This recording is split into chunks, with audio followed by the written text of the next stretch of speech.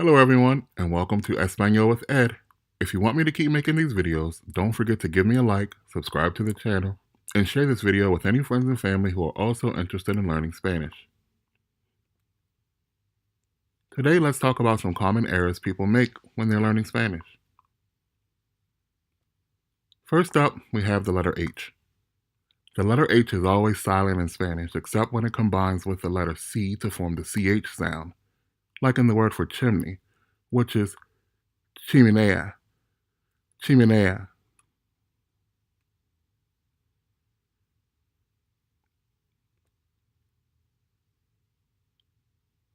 Notice the pronunciation of all these words.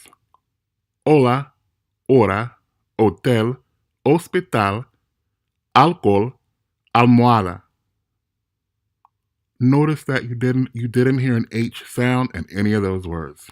Again, the H is silent in Spanish, except when it combines with the letter C to form a CH sound.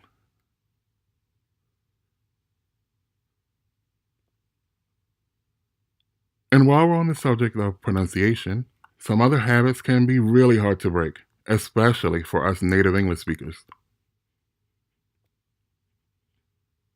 Let's take this word for example. Many of us native English speakers might be tempted to pronounce this like obligación because of the way we pronounce the English word obligation. It would seem pretty natural to us. But in fact, this is not how you pronounce this word.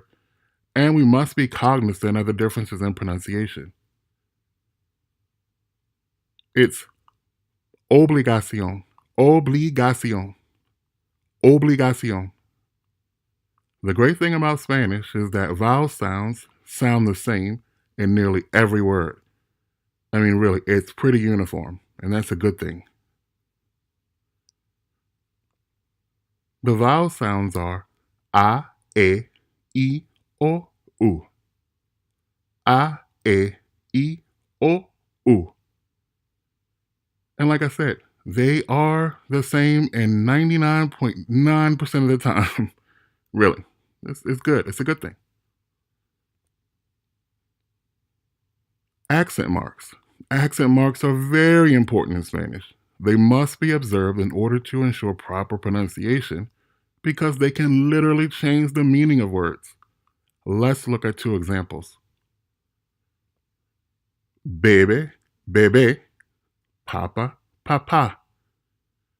The first word is the third person conjugation of the verb beber.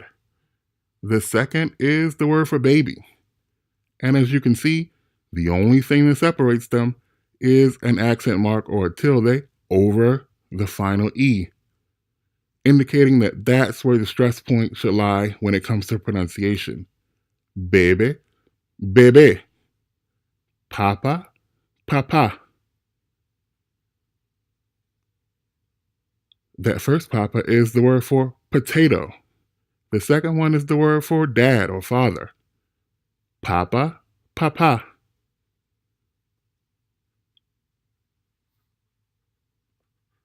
Look at the word for article. It's very important that we hit that stress point where the accent mark or tilde lies. Artículo, artículo, not artículo. Artículo doesn't exist in Spanish, and a native Spanish speaker will look at you very strange if you said that. Artículo.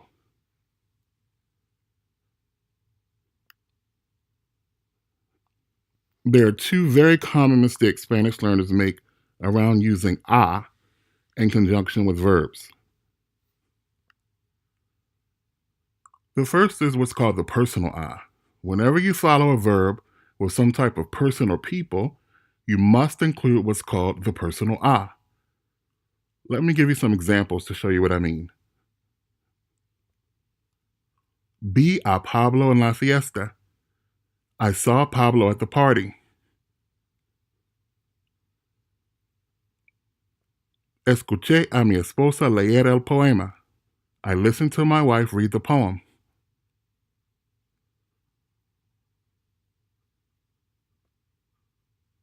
It's interesting to note that the personal I applies to family pets as well.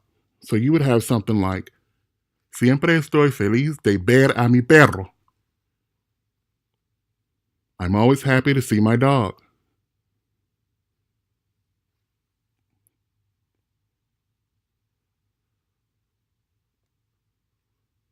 There are also a group of verbs that tend to need an "a" after them in order to sound natural in Spanish. Let me give you some examples.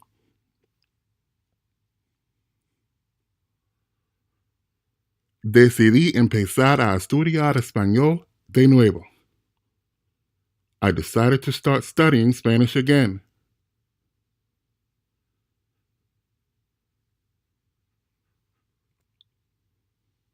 Here you have a twofer. You have both the personal "a", which is the first one, and the one that naturally follows a verb like ayudar as the second one. Necesito ayudar a mi hermana a limpiar la casa. I need to help my sister clean the house.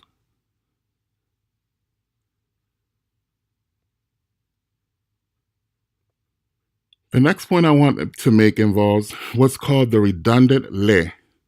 Le is an indirect pronoun that means to him or to her. And you must use it with certain verbs or you will immediately sound wrong to native Spanish speakers. Let's look at some examples.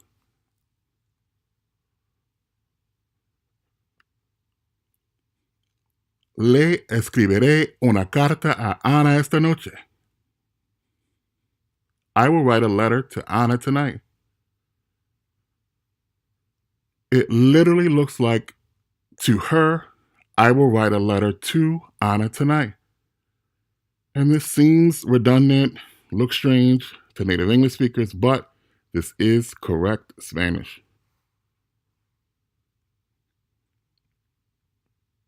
Let's look at another. Le di flores a mi esposa hoy. I gave my wife flowers today.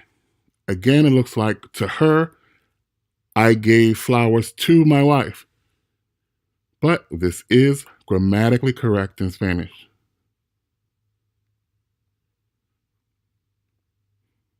Oh boy, and here's the jackpot, if you will. You have the redundant le, personal "a", and the "a" for using a verb like ayudar. Le dije a mi hijo que ayudara a su hermana a limpiar la casa. I told my son to help his sister clean the house. But you also have an element in this sentence that takes me to my final point. That conjugation of ayudar looks a little different, doesn't it?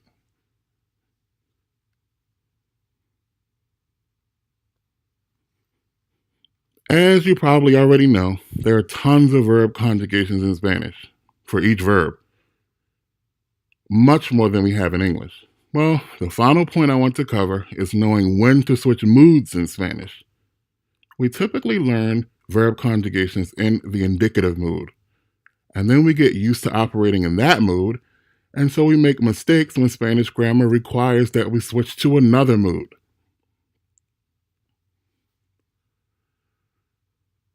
Here's the first set of conjugations we are taught for a verb like pagar, which means to pay. Pago, pagas, paga, pagamos, pagáis, pagan. These are the regular present tense conjugations. The problem comes in when we want to say something like, don't pay for something, or I want him to pay for something. Because we can't use these conjugations, even though those sentences that I just said are in the present tense as well. And that's where the confusion comes in. Out of habit, we're inclined to think those sentences would look something like,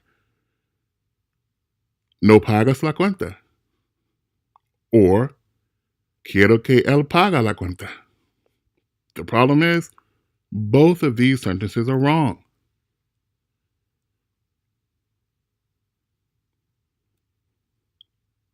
In order to form these types of sentences, we need to change the conjugation to ones that look like these.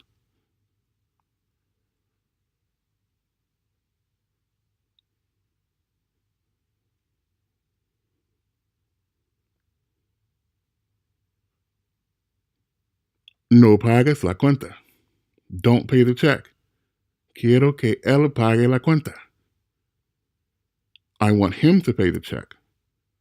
The first one is an example of what's called the imperative mood, and the second one is an example of what's called the subjunctive mood. These are very tricky for native English speakers, so we will talk a lot more about these in the future. Thanks for watching. Don't forget to give me a like, share this video with others who might be interested, and if your goal is to master conversational Spanish, be sure to subscribe to the channel so that you don't miss new lessons. If you have any questions, feel free to leave them in the comments below. Thanks. Ciao.